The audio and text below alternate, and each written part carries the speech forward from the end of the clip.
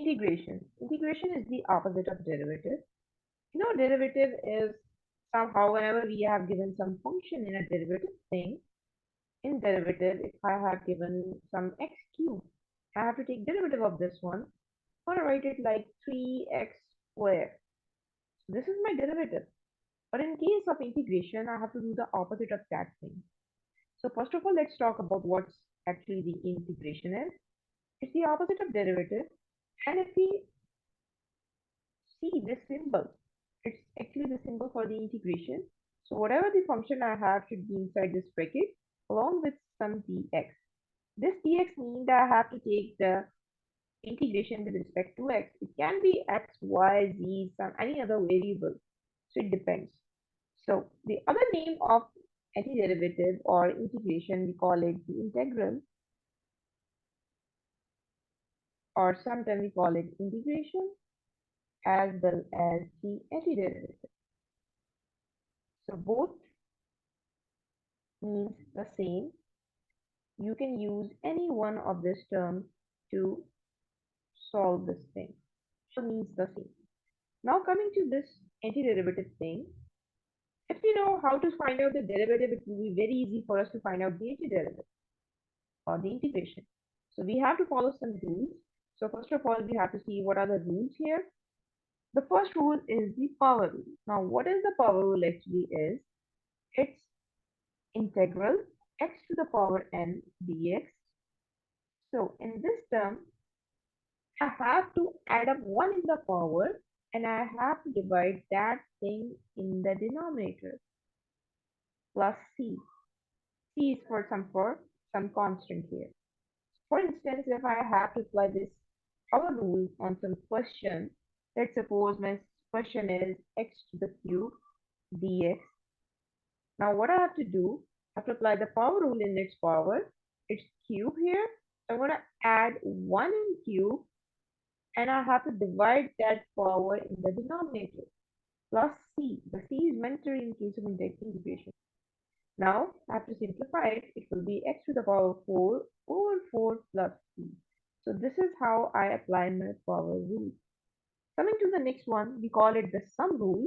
The sum rule says that if I have an integral and it has two functions inside it, inside the bracket, then I can write it in a separate way, like integration f dx plus integration g dx. Now let's see example of this one as well. Here I have a question. It says integral times x plus x squared dx. Now if I have to apply the power rule or the sum rule or any other rule, first of all I have to see what is the most easiest way to solve it. Because it's a sum rule here, so I'm going to apply my sum rule. I'm going to write it separately. So it will be integral x dx plus integral x squared dx. Now it's time to apply my integration on it. What is the integration of this x? Whenever we have only simple x, it doesn't have any power. I have to add 1 in its power.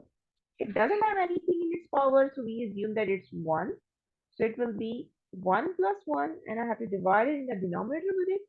It will become 2 plus, as the other term is x squared, I have to add 1 in this square and as well as in the denominator plus c. So if I solve it further, it will become x squared over 2 plus, and this 2 plus 1 will make it x to the power cube over 3 plus c. So this is how I just simplify my first of all I just apply my sum rule. After applying the sum rule, I apply the power rule and got my answer. Now coming to the third one, we call it the difference rule. It's just like the sum rule. The only thing which is changed here is the sign. In the difference rule, we put the negative sign, while in sum rule, we put the positive sign. Otherwise, each and everything here is same. We just only change the sign here. That's it.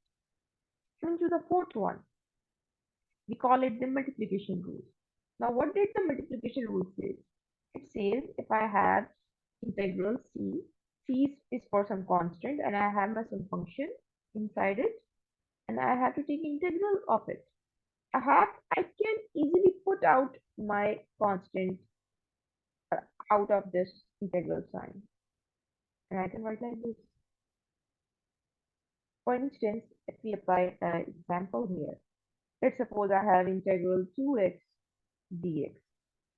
And in order to apply integration on it, what I'm going to do, because it's a multiplication rule, I'm just simply putting 2 outside this integration thing. So I'm left with only x dx. Now, this 2 will remain outside. Nothing is going to happen with this 2. But what about this x? As I repeat in the previous question, if I have nothing in the power, I assume that it's 1. So because it's integration, I have to 1 in the power, so it will be 1 plus 1. And I have to divide that with as well. So it will be 2x squared over 2 plus c. And if I further simplify, this 2 will cancel out with this 2, so it will be x squared plus c. Now coming to the fourth one, it's constant rule. It's similar to the multiplication one. It's okay if you don't apply it, but it will be good if you know it very well. It says that if we have a constant, then we can write it like this, ax plus c. How? Let's see an example, integral 4 dx. As I know that integration of a constant gives it some variable. So it will be 4x plus c because integration of a constant will definitely give it 4x. So this is how we're going to apply the rules in integration. Stay tuned for more videos.